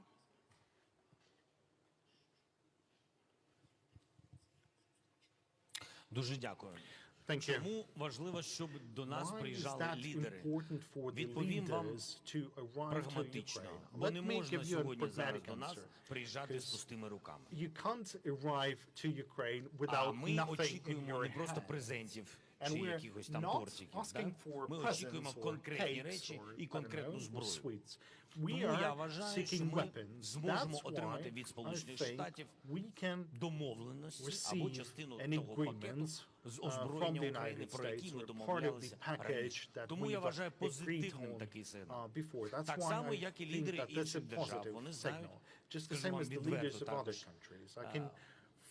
про те, що ми обговорюємо тихо, як каже наші дипломати, є тиха дипломатія. Silently, a lot of things. There is this silent diplomacy. I don't really like it, but still. Тому ми, в принципі, до всіх лідерів звертаємося, we are calling upon all the leaders, and як вам сказати, how would I не put країна it? для That трагічних we're not a селфі. country for tragic selfies. У нас реальна війна, We have тому a приїжджайте real до нас. war.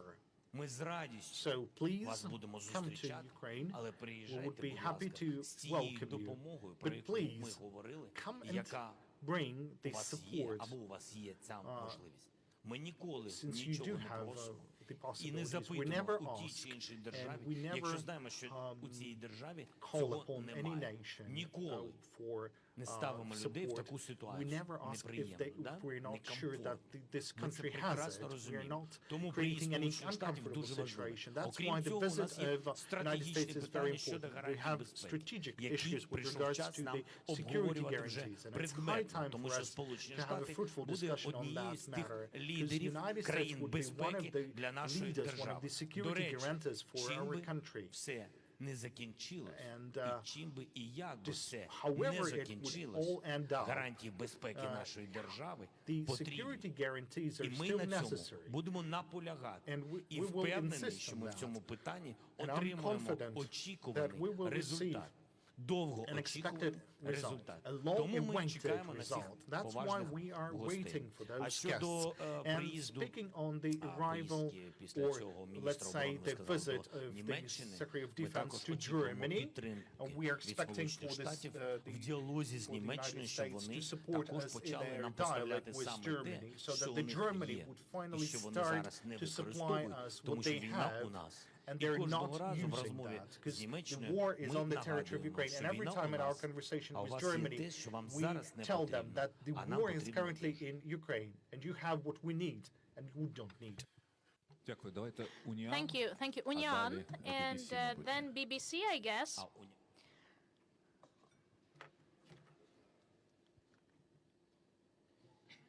So, good evening. What would you say to Putin in the very beginning of your meeting? And how do you evaluate the work of Ukrainian ambassadors? If someone is slightly failing, when shall we have another wave of rotations, staff rotations in what countries? So the first part, what would I say to Putin? Okay.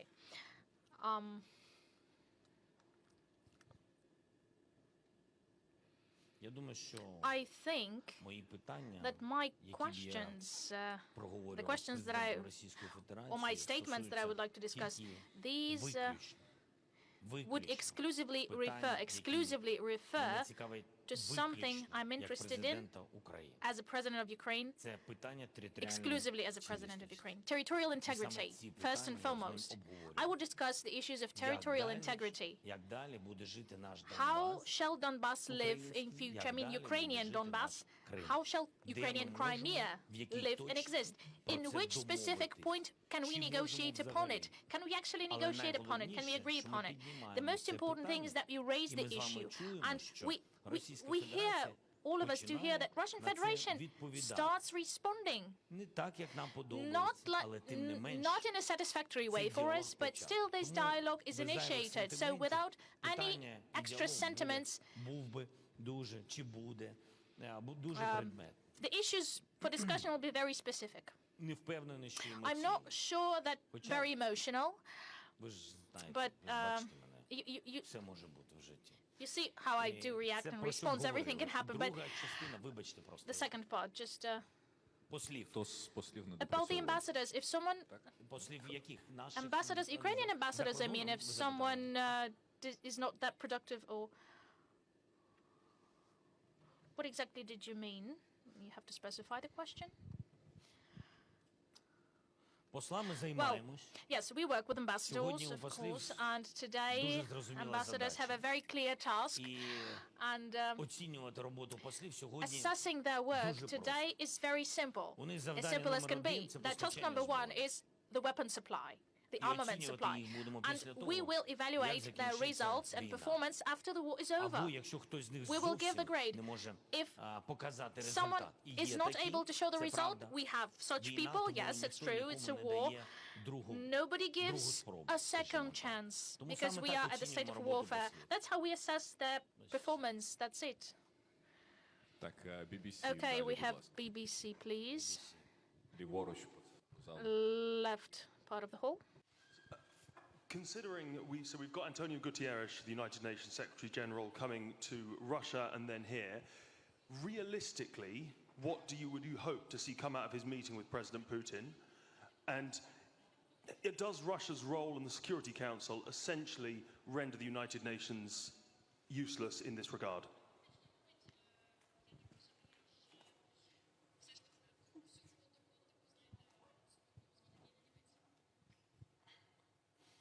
Ну, в принципі, ми публічні меседжі вже говорили з цього приводу. The public messages we already presented it. We've talked about it.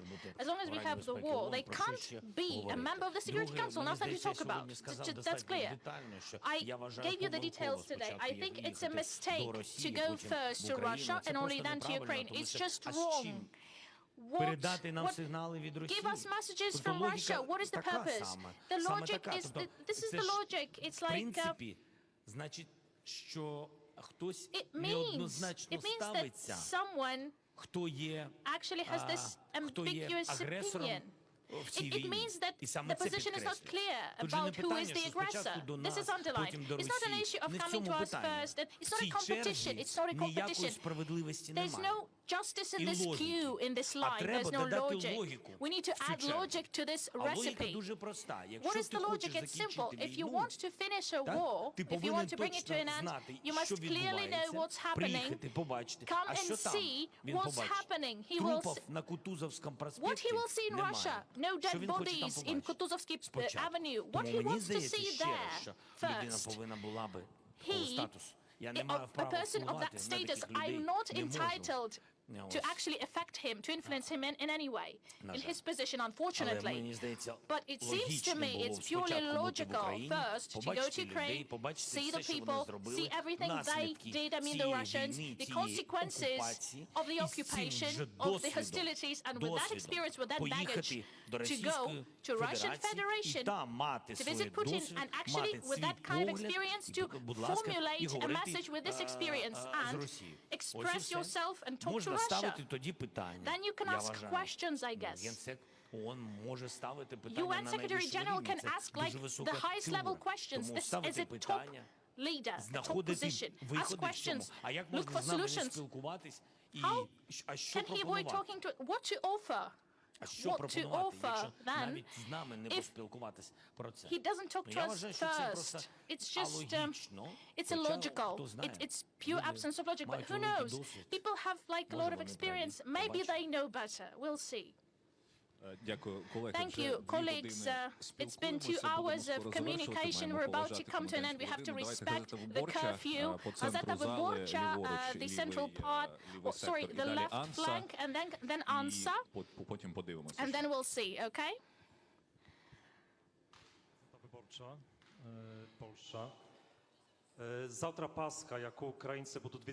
So tomorrow we have Easter, and the Easter will be celebrated by Ukrainians not only in their country, in occupied territories, unfortunately. People even abroad. There are so many Ukrainians abroad. Of course, Ukrainians, just like all other normal people in the world, they expect for the war to finish. What can you tell them or promise, maybe? Can you just do it? I prepared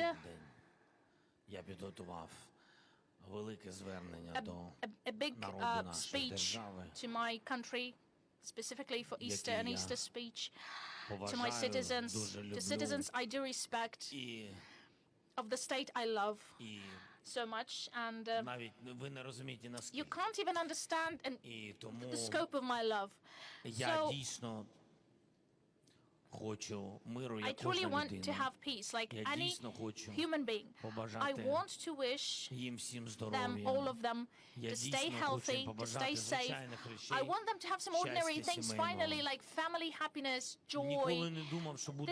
I never thought I would say this, you know, what we previously said. We used to say, like, wishing some health or wishing our grannies and grandpas to stay safe and stay healthy because they are already old and to live a long life. I never thought I can wish to have a long life to children, to toddlers, because of the war. I wish everyone, infants, toddlers, adults, teenagers, please, people, save your children if you can. Keep them alive and safe.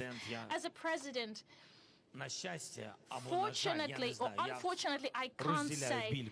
I share the pain of each woman and each man. Everyone who unfortunately lost their children, I can understand this feeling. As a father. An answer, please, please.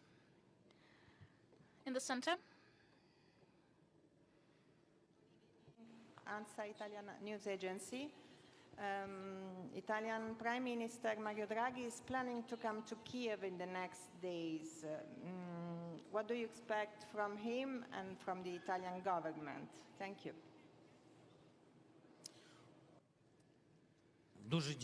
Thank you. Thank you. Recently, definitely Italy, we can say that Italy has joined the anti-war coalition. I feel there's strong support from Prime Minister Draghi as well.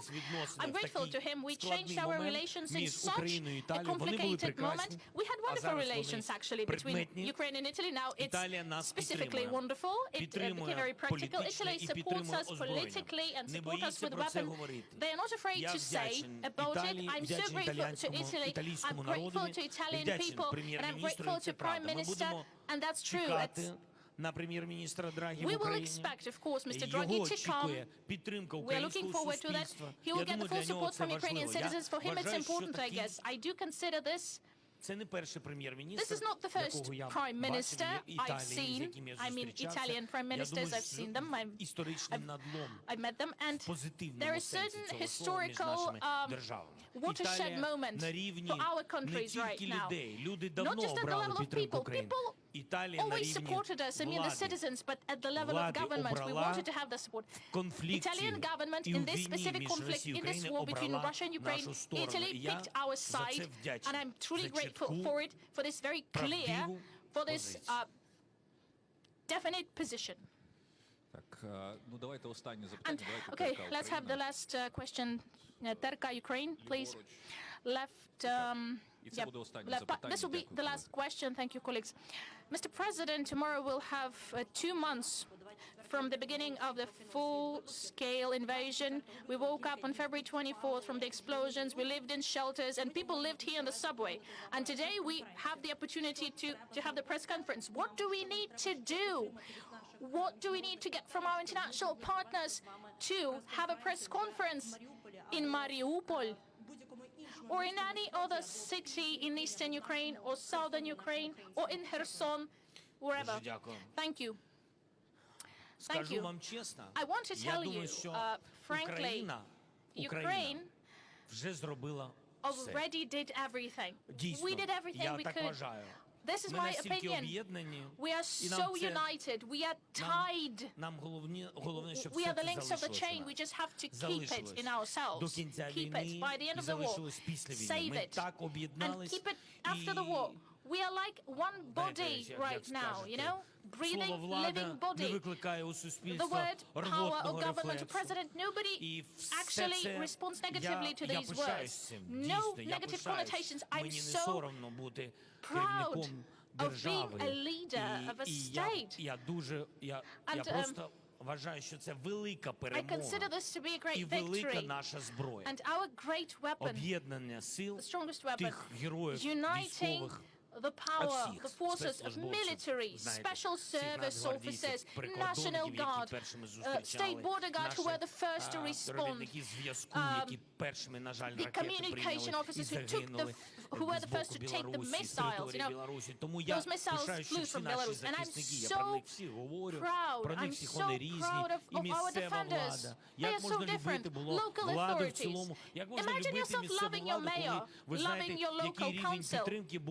What's the level of support when people came to local elections to actually vote for MPs? They simply ignored it, you know, as we had it. Now we have this, I don't know, people are merging into one body. This is weapon number one. And Ukraine did it. We did it. Due to various reasons. And various heroes of this process we have. So many heroes with different faces, different eyes. The second weapon. The media weapon. We united the media information resource. It became a very powerful, strong weapon. And I think that today, this is truly the second power. This is definitely the power. That is how we can oppose the aggressor. We stand for our interests. We advocate for ourselves. A powerful media campaign. Well, what actually helped us to merge, to unite? Internally and externally, all our requests, our journalists' announcements, foreign journalists, journalists of Western countries, I'm so grateful to you all because we have our own army. But, you know, it's like the second army that we have. Нашою армією журналістів, інформаційній політиці Росії також неможливо. Мільярди, їх дуже багато. І ми показали, що це неймовірно і можливо, об'єднавшись з вами, шановні присутні журналісти з інших держав. І саме ви привезли і везете цю правду. Як напередодні Пасхи, як слово Христа. Як ви апостоли цієї правди. І це правда. Це чесність. І ми не просимо вас говорити, що ви любите Україну. Ми просимо, що Україна воює, і що Росія сюди прийшла зі своїми планами тиранії, загарбницьким планом. Ви самі бачите це. І ви все відчуваєте, і тому ми вас просимо нести тільки те, що ви завдяки рівні свого професіоналізму можете принести правду. І це і є друге велике об'єднання. Велике об'єднання. Ми зі свого боку робили все, щоб політично об'єднати країни Європейського Союзу. Ми звертались, і парламент, так ви це знаєте, і по-різному, і воювали, і іноді. We had another front line at the political level. Maybe someone will actually apologize me from European countries. Sometimes we were insolent, but try to understand us. We are at the state of war. My people are dying. We don't have time. We don't have minutes, days, and years. We have 3-month-old children dying. That's why I behave like that. That's why I'm insolent, because I feel it. Because I feel that this will give me a fast result, and this will give me a strong result. This is the third front line, the third army we have. European states, they've never been so much united. Everybody told me about it. The last meeting, Andriy, you remember, when we actually met the prime ministers of Spain and the prime minister of Denmark. Yes. Ми зустрілися, вони сказали, що ми ніколи цього не відчували. Нам не можна втратити таке об'єднання. І вони мені дякували, хоча це вдячність всім нам, всьому нашому народу. Вони дякували, що ніколи Євросоюз не був таким об'єднаним заради такої European Union was never that united at such a level to protect the values. We always spoke about those values, but right now, these are the values that we fight for. We understand, you understand that you fight for. Тому With це us, we третє want to help об'єднання, політичне, you потужне об'єднання, to bring this що truth. веде This до is the перемоги. unity that До brings us to перемоги. Не victory. хочу вам говорити, I don't want to не tell дай you. Боже, потім образяться, скажуть, що це Okay, було you'll get особисто. offended Якийсь and прем'єр-міністр, try який, to, да, з прем'єр-міністром you feel мені this is like сказав, kind of this is завдяки too personal. Україні я зрозумів One of the prime зміст ministers НАТО. just told me that thanks to Ukraine, I Для understood what чого NATO цей альянс is about, і what the alliance is яким він about. повинен бути. І I got that message. завдання And цьому how should it look like? альянсу. The task for the І alliance, чи спроможен альянс об'єднатися if it's швидко capable і of протистояти агресії actually responding будь-якій. quickly to any kind of aggression. Тому Україна That is why багато що Ukraine, зробила. it did so Багато much. що It did зробила для so того, щоб much. об'єднати світ. І It did тепер, коли є unbelievably це об'єднання, many things, you know, many залишається things to unite the world. зброя. And not only the weapon І is there. саме We have the так. unity, but І, на жаль, the в weapon. ці That's what we часи need. Yes. і в ці свята, і на нашій We're святій about to have a землі, religious holiday так, at this що holy land народження of Kiev християнства, Rus, то, що, where the Orthodox Christianity was actually born християнство в Україні so саме many на цій centuries ago. Because частині території. this is the place right Незважаючи на now, те, що Kiev is каже the place where the Росія, ми Orthodox знаємо, Christianity was що born. таке Russia says Київська something like, Русь. Ми no, знаємо, no Moscow was there. We know where it came from. We know where the Ми не roots are. боремось за те, We що do ми not є fight першими. for being Але ми the боремось first. за існування цієї We історії. fight for І existence тому of our боротись за history, for існування, existence itself, for незважаючи our на own те, що ми existence. боремось за мир, We fight я for peace. повинен це назвати. I just have to Боротись за say, мир ми we fight for повинні з peace. потужною зброєю. But we І have це to fight for peace останнє not just with the word об'єднання, and truth, but яке with the нам weapon. потрібно. This is the last Тут piece всім of the країнам puzzle that we have to треба get. стати, All вже countries have to об'єднати. stand up, Вже це being вийшло. united. We are united already. We all Стати are united. сміливими. Please become. І Don't lose your courage. Be сміливими. brave. Be Людьми brave. і Be сміливими the brave лідерами. people. Be the brave І leaders. не тільки заради And not нас, just for не us, тільки заради not нашої just for перемоги, our victory, а заради себе, тому but що for you, ваші for yourselves, суспільства, because your ваші communities, your люди і societies, your народи nations, your чекають people, саме they таких лідерів, wait for such leaders саме to таких. arise. І вже після They нас, wait for it. And в after гарному us, сенсі, well, after us in ми a не good sense, прощаємося. we're not saying Я goodbye маю на now. увазі, I mean, після цієї війни after this ви war, побачите, you will що see ваші суспільства that your змінять вас, societies, your nations will change Всі ви you. будете сміливими You will і be будете brave. захищати You will свої be держави ready to так defend само your states, потужно, як just like we do, with the підтримуєте same нас. Ми в це fierce motivation віримо. that we have Дякую. today. By supporting us, Шановні thank you. We truly believe in журналісти, that. не на Thank you, всі ladies питання and gentlemen. змогли відповісти, Unfortunately, I didn't але have ви time for all the сказали questions, but непогану пропозицію. you had a very good offer. Зустрінемось, коли Let's звільнимо meet Маріуполь. in Mariupol when we Тож free ми it. продовжимо. So Я думаю, we скоро. will continue, and I hope it will happen soon. Дякую, шановні колеги.